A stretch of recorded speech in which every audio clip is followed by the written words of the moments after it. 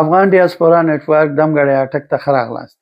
دا ځل موږ د هیواد د ډیر نومیالي ژورنالیست ولی الله ملکزي سره مرکه کړې د په کړنو او د په شخصیت او په امریکا کې د ژوند ژواک په کیسو سره ګډېدلی وو.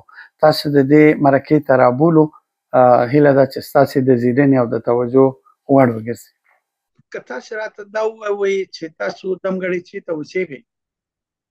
زه د امریکا په کالیفورنیا کې اوسېږم. څومره وخت کېږي چې تاسو په امریکا کې اوسېږئ؟ 26 کاله وشول. ډېر اعلی. نن سبا مو هلته بوختیا څه ده؟ زه دا تقریبا یو څو میاشتې کېږي چې مخکې تقاعد مې واخیست. دلته ما په تعلیمي ادارې کې هم مشاور وم زموږ ښار کې، او ضمناً چې ضرورت به شه درس مې ورکوه، او له دې نه وړاندې سره مې دغه نوو کډوالو په اداره کې کار کوه. د هغې نه وړاندې مې په یوې تحقیقاتي یا د ریسرچ یوې ادارې سره کار کوه. خو فعلا دا څو میاشتې کېږي چې تقاعد مې اخیستل کوم اشاره وکړه، ډېر وخت مې لیکلو او لوستلو مطالعې ته ورکړی دی.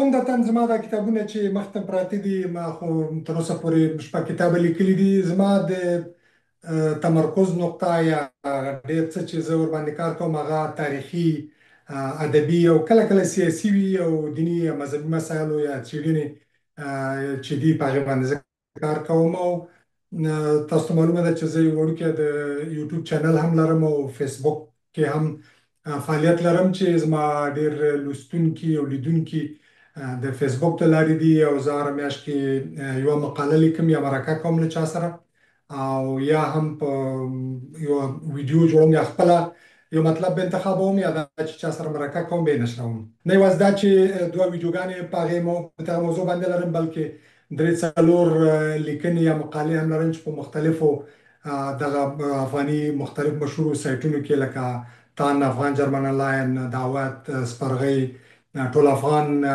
ځینې نور دي چې په هغو کې خپرې شوي دي. او زما په فیسبوک کې یا یوټیوب کې چې کوم دوستان زما سره ملګري دي یا هغه شیر کېږي، په هغې کې به زما امید دی چې دوی به لوستي وي. زه په دې باور یم، باید ووایم چې زه د تاریخ او د ژورنالیزم د څانګې شاګرد یم. زه مفتي یا شرعي عالم نه یم، خو زما ریسرچ او زما څېړنه په دې باره کې ده. د مختلفو مصادرو یا سرچینو نه هغه دا ده چې په قرآن کریم کې 14 محرمات ذکر شوي، په هغې کې قرآن کریم کې د موسیقي په نوم هېڅ نشته دی. موسیقي ته په موسیقي هم عربي کلمه ده، خو په مروج عربي کې ورته غنا وایي. د غنا په نوم باندې څه نشته دی. او بل دا دی چې په احادیثو کې هم چې راغلې ده، زه په دې باور یم چې مستقیما د حرمت د موسیقي او د غنا کلمه قطعا نه ده راغلې. البته مزامیر راغلي دي چې سوریني ته وایي، یا د سوریني د موسیقي نور آلات ذکر شوي دي. او زما څېړنه په دې باندې ده چې د پیغمبر صلی الله علیه وسلم په وخت کې 4 مغنیې یا هغه څوک چې سندرې به یې ویلې، هغې هغه وخت کې وې دیارال یا چمبا یا ډول دا یې وهه. دا معنی چې د پیغمبر صاحب په وخت کې هم د موسیقي آلات په دغه کې موجود وو. بل دا د امام مالک چې د 4 مذاهبو د مشهور امامانو نه امام مدني ورته وایي، د هغه په خپله په ځوانۍ کې یا په تنکۍ ځوانۍ کې هغه خپله موسیقي آلاتو ته لاسرسی درلوده. بیا مور یې ورته وویل چې راځه د دې په ځای باندې د قرآن کریم حفظ وکړه او دیني علومو ته دغه وکړه. بل دا دی چې د 4 مشهور صحابه، د هغې نه یو جعفر طیار دی، بل چې د پیغمبر صاحب د کاکا زوی دی، او نور طلحه د دوی په مغنیې یا جاریې درلودلې، جاري وینځې ته وایي. دوی به چې کله ستړي شول، دوی به راتلل کور ته، او مغنیو یا هغه جاریو به یې ورته د عود یو قسم عربي موسیقي آله ده چې زموږ او ستاسو د افغاني رباب سره مشابهت لري، ډېره نږدې ده ورته. دوی به ورته دغه به ورته ویلې. بل دا دی زموږ او ستاسو د دې وخت ډېر مشهور عالم چې 4-5 کاله مخکې وفات شو، ډاکټر یوسف القرضاوي، چې د 4 نوي کتابه لیکلي دي، او په هغې کې د ډېر لوی تحقیق کړی. هغه وایي چې زه هېڅکله دا نه وایم چې موسیقي مطلقه حلاله ده، زه هېڅکله دا نه وایم چې دې ته کتل کېږي چې څوک څه رقم استفاده کوي یا په کوم ځای کې کوي. او بل زما یو ډېر قدرمن دوست هغه ډاکټر مجددي صاحب چې دلته زموږ سره نږدې اوسېږي، د هغه یو کتاب دی د موسیقي په باره کې، او یوه پوښتنه یې کړې ده چې زه به هماغه پوښتنې باندې د خپلې خبرې ختمې کړم. هغه وایي چې دا اوس تقریبا د مسلمانانو شمیر 2 میلیارده دی په نړۍ کې. نو که موسیقي حرام وي، موږ څنګه کولی شو چې 2 میلیارده انسانان د هغې نه موږ منې کړو؟ او که موسیقي حلال چې ورته ووایو چې دا موسیقي حلال وي، ولې موږ د هغوی څخه دا منې کړو؟ او که حرامه وي، څنګه کولی شو چې هغوی پوه کړو چې دا حرامه ده؟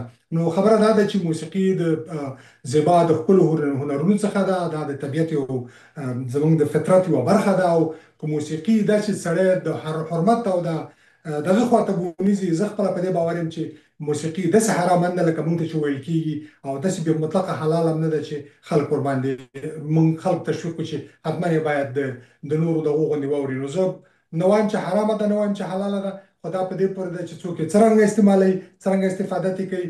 خو زه په دې باور یم چې دا د ژوند برخه ده، او که څوک حرمت ته بونیځي، ما اورېدلې ماته کومه غټه د حرمت لکه د خنزیر د غوښې او د سود غوندې ماته نه ښکاري.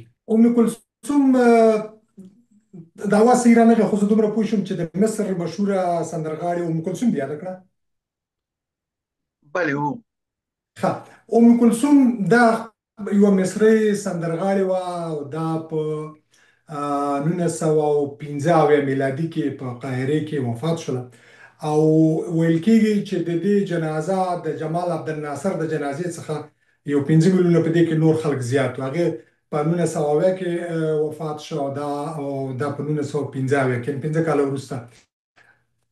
ام کلثوم اصلا دا د یو حافظ او د یو امام لور وه، او بیا وړو کلو کې په کوڅو کې سندرې ویلې. بالاخره خبره دې ته چې هغې ته کوكب الشرق یا د ختیځ ستوری ورته ویل کېږي.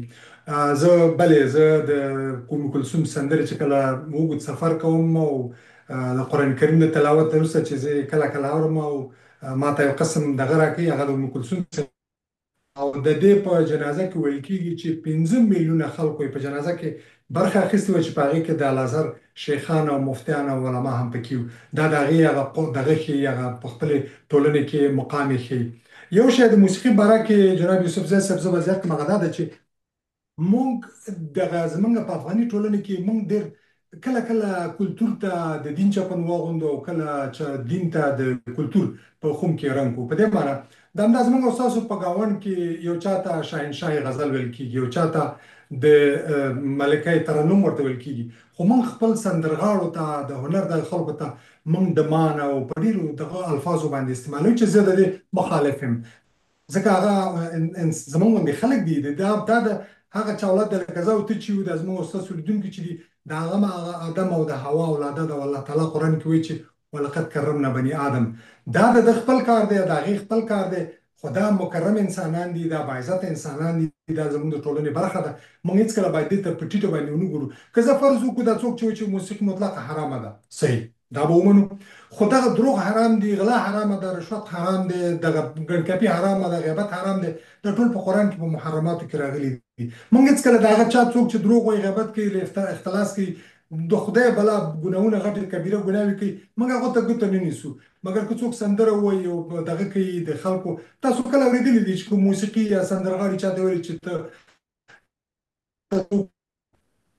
ما خو نه دي اورېدلي، تاسو کله اورېدلي، تاسو یې راته وښیئ. مګر هغه څوک چې په ټولنه کې د خدای بلا فسادونه او د هغې کې د شر او فساد کې لاسونه کړي دي، هغه ته موږ څه نه وایو. مګر که څوک سندرې وایي، نو دا موږ دغه 2 تلې لرو، یو بام او 2 هوا. زه فکر کوم موږ باید په دې خپله دې کې لږ انصاف نه کار واخلو، او یو ځل بیا پکې فکر وکړو. زه به بیا وروسته زما کتابونو کې تاسو پوښتنه لرله، زه به هغې ته راشم. خو زما دا لومړنی کتاب، زما خټین تاج محل، دا ما په دې کې په همدې موضوع باندې 3 مختلفې مقالې ورباندې لیکلي دي. زه مطلقاً په دې کې هېڅ شک نه لرم چې ښځه او نر برابر دي، او دا زه نه وایم، دا قرآن کریم وایي، او د حضرت رسول علیه السلام شخصیت یې موږ ته ښیي. په قرآن کریم کې راځي چې کله آدم او حوا په جنت کې وو، نو دغه ته وویل شو چې ولا تقربا هذه الشجرة. تاسو کله چې شیطان ورته وسوسه وکړله چې نو دی خدای پاک په خپلو دغه دواړو بندګانو ته وویل چې دې ونې ته تاسو مه نږدې کېږئ. ولې ویل چې ولا تقربا؟ د په عربي کې دا تثنیې صیغه ده، تاسو دواړه دې ونې ته مه نږدې کېږئ. نو دلته برابري ده، دلته دا نه ده چې ګوره هوا ته ښځه یې ته منې او آدم ته یې ویل چې نه ستا خوښه چې ورځې که نه ورځې، ولا تقربا. دلته دغه صیغه د امر یا د نهي چې ده دواړو ته یو شانته ده. بیا چې کله دغه د دشمن ورته معرفي کوو چې ابلیس دی او هغه دا دی ورته وایي چې دا ستاسو انه عدو لکما، دا ستاسو دواړو برابر دشمن دی. ګوره دلته هم برابري ده. کله چې بیا امر وشي چې نافرماني وکړه وښویېدل یا د خدای په خبره ونه منله، ورته ویل چې اهبطوا، تاسو دواړه د دې جنت ته ښکته شئ. دا دی یو.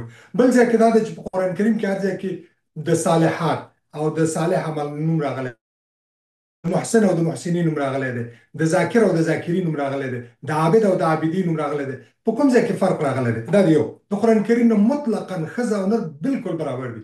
پاتې شوه د حدیثو د لحاظه. تاسو پوهیږئ چې حضرت عایشه رضی الله تعالی عنها په حدیث کې راځي، زه نه پوهیږم چې دا به څومره د صحت درجه ماته نه معلومه، دا د حدیث علما باید موږ ته دا لارښوونه وکړي. پیغمبر صلی الله علیه وسلم یو حدیث دی وایي چې تعلموا نصف دینکم من هذه الحمیرا، داسې وایي چې تاسو د خپل نیم دین د دې حمیرا نه، د حضرت عایشې کورنۍ نوم حضرت پیغمبر صلی الله علیه وسلم د مینې نه ورته د حمیرا نوم یې ورته د دې نه نیم دین زده کړئ. دا دی یو. دویمه خبره دا ده چې که چېرته دا ښځه ناقص العقل یو د انسان او د نر سره برابر انسان نه، نو بیا د بخاري او د مسلم په شمول باندې 2210 احادیث د حضرت پیغمبر علیه السلام بالخصوص چې د کورني ژوند او اجتماعي ژوند سره تړلي دي او موږ ته دغه پیغمبر صاحب موږ ته هدایت کړی چې څنګه ژوند وکړو. دا د حضرت عایشې رضی الله عنها په روایت باندې روایت شوي دي. نو که ښځه ناقص العقل واوسېږي، ښځه ناقص العقل او دا پوره انسان نه اوسېږي، نو موږ به بیا د حضرت عایشې په دغه 2210 احادیثو باندې موږ ته به عمل سره کوي. دویمه دا ده، تاسو ګورئ زموږ په لرې نظم دا زموږ په خپلې سیمې کې اندرا ګاندي، حسینه واجد، خالده ضیا، تانسو چیلر د ترکیې، بېنظیر بوټو د پاکستان، دا د دغه منطقې د نفوس کې تر راس راغونډه کې دا تقریبا د 2 بلیونه نه دا نفوس وړي. نو څنګه کېدلی شو موږ دا ومنو چې ښځه ناقص العقله ده؟ 2 بلیونه انسانان مشري د ښځو په لاس کې وه او تر ټولو ارام هم دي، خوشحاله هم دي. همدا اوس د دغه کې په دغه اوس چې تاسو وګورئ دغه 2 کاله مخکې 3 کاله مخکې ثنا مرین په نوم باندې یوه 10 کلنه ښځه د فنلنډ صدراعظمه وه. 7 کاله مسلسل انګریزي کې وایي ان رو په مسلسل ډول دا د فنلنډ مشره یا صدراعظمه وه او 7 کاله د ملل متحد د شفافیت او د روڼتیا او د ښې حکومتولۍ له لحاظه فنلنډ اول راته. نو که ښځه ناقص العقل وي او دا د نر سره برابر نه، نو څنګه 7 کاله مسلسل فنلنډ په دغه کې راغی. په کووډ 19 کې تاسو معلومه ده چې د ټولو نه ښه مدیریت او منیجمنت چې وکړه هغه د نیوزیلند دغه صدراعظم وه، هغه یوه ښځه وه چې دا 2 کاله مخکې لرې شوله. چین، امریکا، دغه د دنیا روسیه چې د دنیا لوی مهم قوتونه دي، دوی په دې کې ناکام شول، مګر هغه ښځه په ټولو نه ښه مدیریت هغې وکړ. همدا اوس په ایټالیا کې د اروپا د اتحادیې د انګلستان، فرانسې نه وروسته، جرمني نه وروسته 4م لوی قوت په اروپا کې په ویشي هېوادونه چې تاسو هم پکې اوسېږئ، تر ټولو نه ښه لوی قوت ایټالیا ده. د ایټالیا ښځه یوه د دغې صدراعظمه یوه مېرمن ده، یوه ځوانه مېرمن ده. نو که دا ناقص العقل وي او دا د نر سره برابر نه وي، دغه مدیریت او دغه ښه اقتصاد څنګه کولی شي؟ اخره خبره په همدې ارتباط باندې انګیلا مرکل، تاسو پوهېږئ څوک چې کوم دوستان په جرمني کې تاسو موږ ما ستا خبرې اوري یا بنډار ګوري، په جرمني کې انګیلا مرکل تقریبا نه پوهېږم چې څو کاله 11 که 12 کاله نه معاف غواړم ما نه هېر دي، لکه چې 14 کاله دا مسلسله د جرمني اوس تاسو پوهېږئ چې په ټولې دنیا کې درېیم اقتصادي قوت دی. د دغه نه وروسته د امریکا او چین نه وروسته مخکې جاپان و، جاپان نه سره مخ شو. دا ټول د دغې ښځې پالیسۍ دي. نو که ښځه ناقص العقل او ښځه د نر برابره نه وي او دغه کپاسیټي او استعداد او ظرفیت او وړتیا ونه لري، څنګه کولی شي چې دا د ټولې دنیا کې دا د دې دغه راشي؟ او بل دا دی چې ګورئ د صحابو په وخت کې د خلفاو په وخت کې د امویانو په وخت کې د مکې ته د عرفات په وخت کې چې هلته ډېره ګرمي و، د حج په وخت کې بخښنه غواړم، هلته یوه ویاله ده، ما په خپله نږدې نه لیدلې ځکه ما هلته پوهنتون لوستی دی. نو دوی دغه ویاله چې حاجیانو ته ده زبیده بنت جعفر هغې راتېر کړې د هارون رشید مېرمن. نو ښځه دا معنا ده چې دا ښځه دا زه په دې باور یم چې ښځه انسان دی، پوره انسان، برابر انسان او عاقل انسان. امید ده ستا جواب مې ویلی. د الله تعالی هره خبره زموږ د ایمان هغه جز دی او د ایمان اساس دی. دا د قوام مطلب دا نه دی چې دا ورباندې حاکم دی، هغه دا معنا ده چې دلته د کور متولي او د دې د ساتونکي او پروټکټ او دا هغه څوک دی چې د دې لاسنیوي او ملاتړ او د ملا تیر او ښی لاس دی او خو د دې هېڅکله دا معنی نه چې هغه حاکم دی او دا محکومه ده. زما برداشت د دې مبارک آیات نه دا دی چې دی برابر دي او خو دا مطلب دی چې دا قوام دلته د قیمومیت کلمې نه راغلی دی او دا معنی ده چې سرپرستی، همکاري، ملاتړ او په سخت حالت کې مخکې کېدل د دې دا معنی ده. خو دا هېڅکله دا معنی نه ده چې دا هغه حاکم دی او دا محکومه ده. یو بله خبره چې بیا هم د دې لپاره چې د قرآن د حدیث د یو مبارک دغه دی، تاسو پوهېږئ چې په شپږم کال د هجرت باندې کله چې حضرت پیغمبر علیه السلام غوښتل چې دغه ته لاړ شي، مکې ته لاړ شي عمره ادا کړي، دوی یو ځای ته ورسېدل، حدیبیه ورته وایي چې دا اوس چې دا جدي ښار دی، د جدي او د مکې ترمنځ دا یو ځای دی، دا منطقه ما لیدلې ده. دوی چې کله هلته لاړل نو د قریشو استازي راغلل، ده ته یې وویل چې ته نشې راتللی، ته څه اجازه نه لرې. ده ورته وویل چې زه خو ګورې زما ملګري وګوره، موږ سره نه سلا شته نه جنګ ته راغلي یو، موږ فقط ځو عمره کوو او بېرته راځو او د سولې او د امن د پیغام سره راغلي، موږ تا سره جنګ نه کوو، وګورې زموږ هېڅ چا سره وسله نه وه. واقعیت هم همدا وه. هغه ورته وویل چې نه، ورته زه پیغمبر یم، که ته موږ پیغمبر منلی دا کار مو نه کوو. بالاخره حضرت پیغمبر تصمیم ونیو چې هغه د حدیبیې په منطقه کې ویې ویلې چې همدلته پاتې کېږو. دا شپږم کال د هجرت و. هملته پاتې شول او خیمې ووهلې او ویې ویلې چې خپلو ملګرو ته ویل چې راځئ تاسو همدلته خپله هلالکه وکړئ، یعنې چا چې کوم اوښ راوړي وزه ورپسې ورشئ چې ورسره وریو او دا وکړئ، ویښتان مو یې وخورئ یا یې دغه کوئ، ویښتان مو کم کړئ.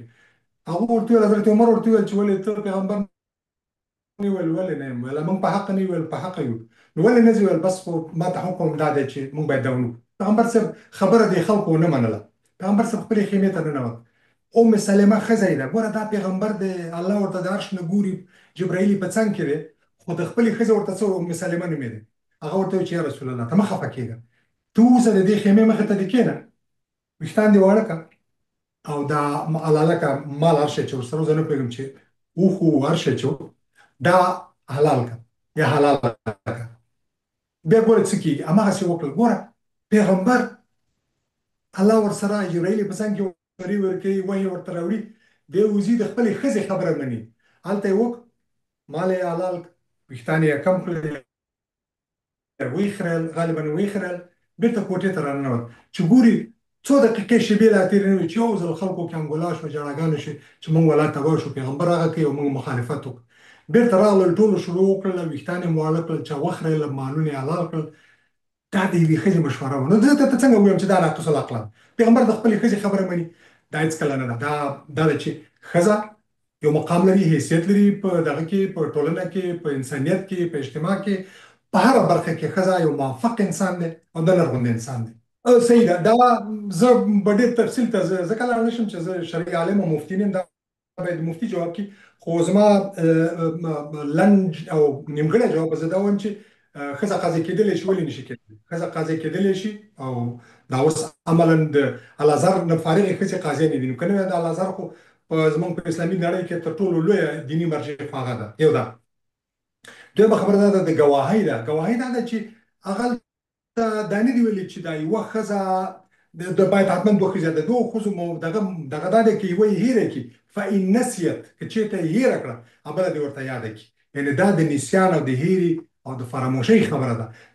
دغه خبره نه ده چې هغه په دبر دی او هغه تر ده ځواکمن دی، دا خبره نه ده، بلکې دا ده چې چون د ښځې عاطفه، د مور عاطفه، موږ او تاسو پلرونه یو، د میندو عاطفه مو لیدل، خپلې مېرمنې چې څنګه اولاد سره دي، نو په هغې عاطفه غالبه ده، یا یې نسیان ورباندې راځي، یا دا ده چې کېدلی شي یا د دوی میاشتنی یا د نفاس په وخت کې، میاشتنی چې کوم ښځو خویندو ته تکلیف راځي، مېرمنو ته، یا د نفاس په وخت کې کېدای شي د وینې د ډېرې ضایع کېدو له مخکې کېدای شي دا د یو قسم دغه لاندې فشار لاندې واوسېږي او ونه شي کولی تر څو چې هغه تذکر الاخرى چې هغه بله یې ور یاده کړي.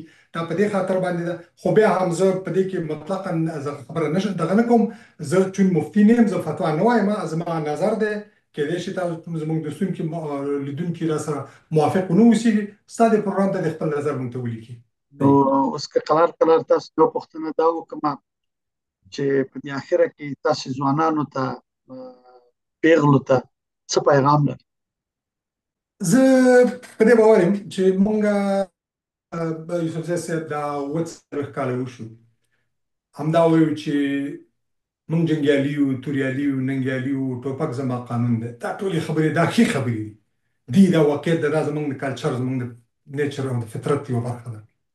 خو زه وایم چې راځئ دا ټول عمر مو په دغه د جګړو، ټوپک او د باروتو، غمونو، ویرونو، جګړو، سلګیو سره تېر شي. زه په دې باور یم چې دا قلم دی، دا له ټوپک څخه ډېر زورور دی.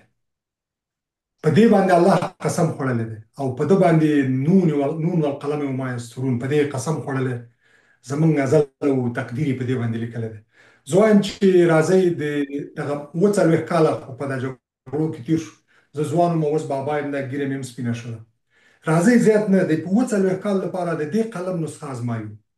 که کار یې ورنه کړ، مېړني چا له ماړانې بندي کړي، بېرته به بیا ټوپک ته لاړ شو. خو راځئ فقط د 40 کالو لپاره قلم وازمایو. دویمه دا ده، زه په دې باور یم او تاسو هم یاستئ، هغه دا دی چې د جنګ نه سوله ښه ده او د ټوپک نه قلم ښه دی، د ظلم نه اعتدال ښه دی، د شعار نه شعور ښه دی او د افراط نه اعتدال ښه دی. زه وایم چې راځئ دا نسخې وازمو، که چېرته یې کار ورنه کړ بیا به بلې لارې ته لاړ شو. خو 40 کال دپاره دغه زما یو پیشنهاد دی او هیله مې ده چې په دې باندې دا نسخه به وازموو او بیا توکل په خدای چې څه کېږي. ولي ملکزی، ستاسې د وخت راکولو نه او ستاسې د خوږې مرکې نه ډېره زیاته مننه. خبرې ډېرې دي خو ستاسې به هم حوصله نه وي، زموږ به هم زموږ خوښته دی، خو زموږ د اورېدونکو کله کله چې دا انټرویوګانې ډېرې اوږدې شي نو د هغې د حوصله اخلي. ډېره زیاته مننه داسې حاضر شوئ او د افغان ډیاسپورا نیټورک سره مو مرکه وکړله. کار مو ښه.